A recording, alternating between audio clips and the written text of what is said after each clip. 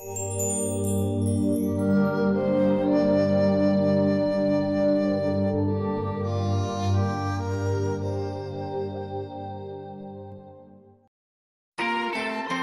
Info. France Info.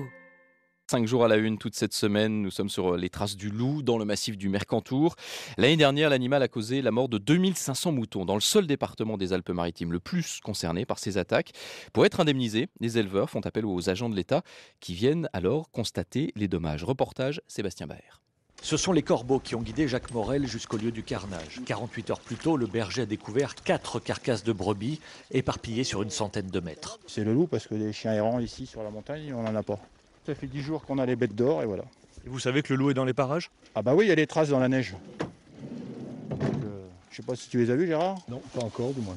Là-haut sur le plateau de Trémigny, ils y sont les traces. Donc tu les vois bien. Pour atteindre le premier cadavre de brebis, il faut emprunter un chemin caillouteux aux ornières profondes, puis quitter la piste et grimper sur une pente escarpée. On va monter là et les brebis tuées, elles sont là derrière. Elles ont été tuées à gauche du gros rocher. De la laine accrochée dans un bosquet témoigne de la lutte livrée par le mouton. Pour faire constater l'attaque à l'agent du parc, Jacques le berger a placé la dépouille à l'abri dans un arbre. C'est pour éviter que le renard ou le sanglier il me la prenne et qu'il l'emmène plus loin. Comme ça, au moins, quand le garde il vient faire le constat, il la trouve. Elle est mangée complètement, Gérard. La consommation est presque totale. Je vois la cage thoracique là, totalement ouverte, les côtes rongées à ras. Je suis en train de faire, oui, on peut appeler ça une autopsie. Ça permet quand même de relever les indices de la prédation, des morsures, des hématomes, de la consommation, qui rentrent en ligne de compte pour l'indemnisation future. Là, je vais peut-être un peu ouvrir quand même cette patte arrière là. J'ai l'impression qu'elle a été mordue. 20 053 et le numéro d'exploitation 130 157. Ok, alors attends, je vais te la marquer d'un coup de bombe là. Dans sa petite trousse, Gérard Milicher, l'agent constateur, a glissé des gants en plastique et un scalpel. En période de forte attaque, l'homme peut réaliser jusqu'à 3 constats par jour. On est dans une zone à loup. On est dans le territoire d'une meute qui est installée là depuis un bon nombre d'années déjà. La parade, c'est de rentrer les bêtes tous les soirs à la bergerie, mais c'est impossible. Et encore, si on les rentre tous les soirs à la bergerie, après il vient l'après-midi. Donc l'année dernière, il y a eu des attaques de journée. La nuit, il les trouve pas, donc il vient la journée. Un peu plus haut sur la montagne, un aigle s'envole. À proximité, la dépouille d'une autre brebis. Là, il n'y a pas photo. Il y a un gros trou là, un gros trou là. Le croc, il est rentré dans la peau, il a fait son trou.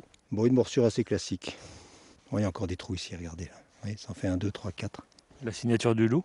C'est un grand canidé, de façon sûre, mais c'est pas moi qui vais dire que c'est le loup qui a fait ça. C'est pas mon rôle, c'est de constater. La décision, elle est prise par les instances qui vont trancher et décider de l'indemnisation ou non. Mais je ne cache pas que dans un cas comme ça, ça paraît évident, quoi. Le principal, c'est de toutes les trouver, quoi. Parce que le problème, c'est que si on ne les trouve pas, on n'est pas indemnisé. La brebis, on la trouve parce qu'elle est trop lourde, mais l'agneau, on ne le trouve jamais. Parce qu'il l'emmène et on ne le trouve pas. Ça, c'est vraiment la perte sèche. Ça fait combien, Jacques? On en est à 4 tués et 2 blessés. 4 tués et 2 blessés. 6 victimes. Les carcasses sont laissées sur place, abandonnées aux charognards.